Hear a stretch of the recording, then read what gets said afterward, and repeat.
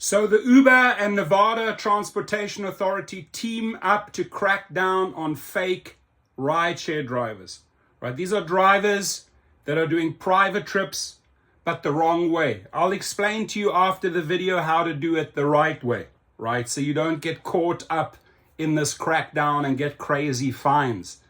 They have fined drivers who are doing it illegal private trips in LA, big money. Same in Miami, they're cracking down. Obviously, Uber has a phone and they call the authorities, they call the airports, and they make their case. That they don't want us private drivers to cut into their earnings. But my friends, you gotta do it the right way. Otherwise, you face insane fines. Uber and the Nevada Transportation Authority are teaming up this holiday weekend for a crackdown on fake rideshare drivers. Fox 5's Kim Passoff joins us now with just how big the problem is in Las Vegas and why it's a big gamble to take an unlicensed ride. Kim? Yeah, so a busy Friday night here at the beginning of the holiday weekend. This is where legitimate rideshare drivers come to stage before picking up all of those tourists flying into Harry Reid. And while everyone here will get a notification through their app where to pick up their next passenger, fake rideshare drivers are out looking for anyone willing to pay cash.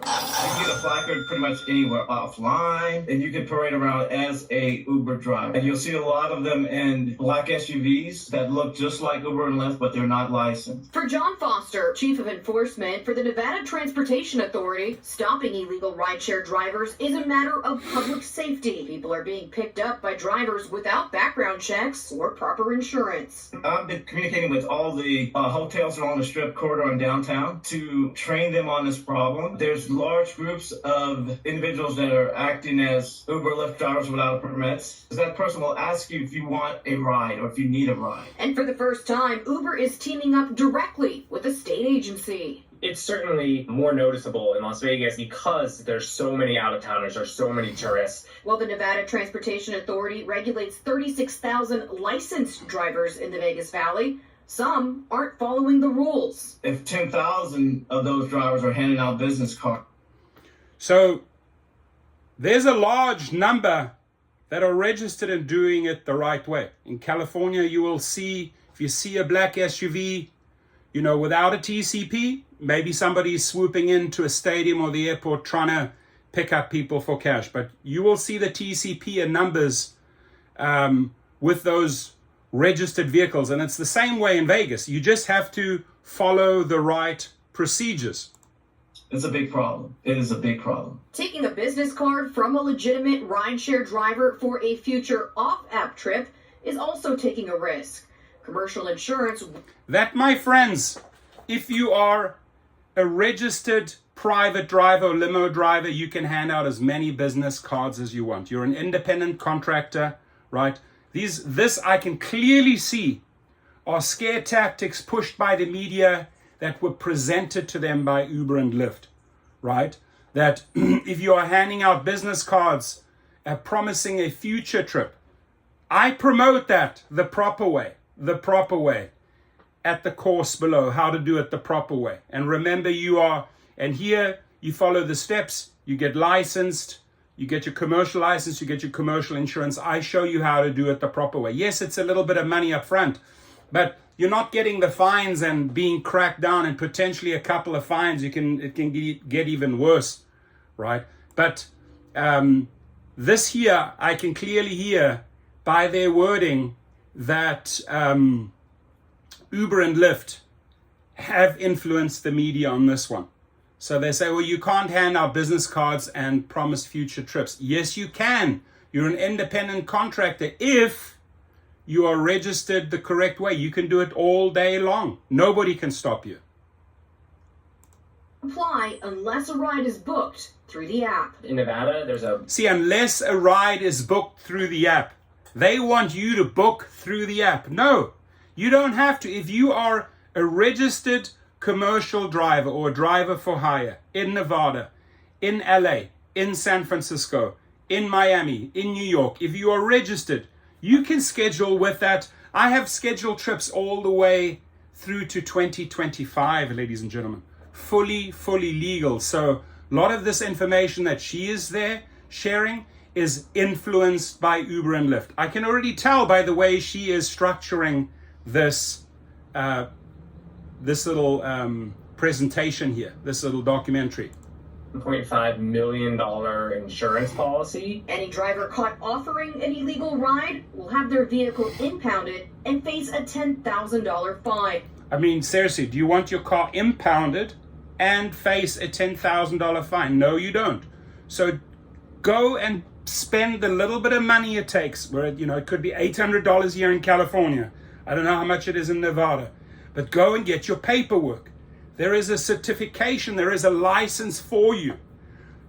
Rather pay that $800 to $1,000 up front and your commercial insurance versus facing $10,000 fines, ladies and gentlemen.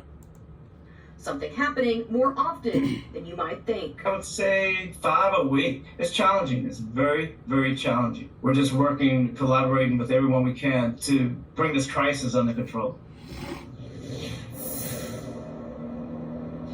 And the Nevada Transportation Authority has undercover investigators posing as tourists trying to catch illegal rideshare drivers in the act. But the NTA says that tips from the public are most important to stop fake Ubers. And we have a link on our website, fox5vegas.com, under this story to report one. Reporting live tonight, Kim Passoff, Fox 5 News. I mean, I can't make it easier for you, right? The city, the patrons, the people coming in are waiting for you,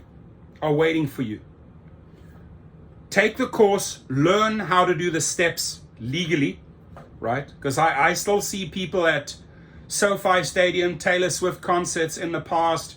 Everywhere I've been, large games, people hustling cash.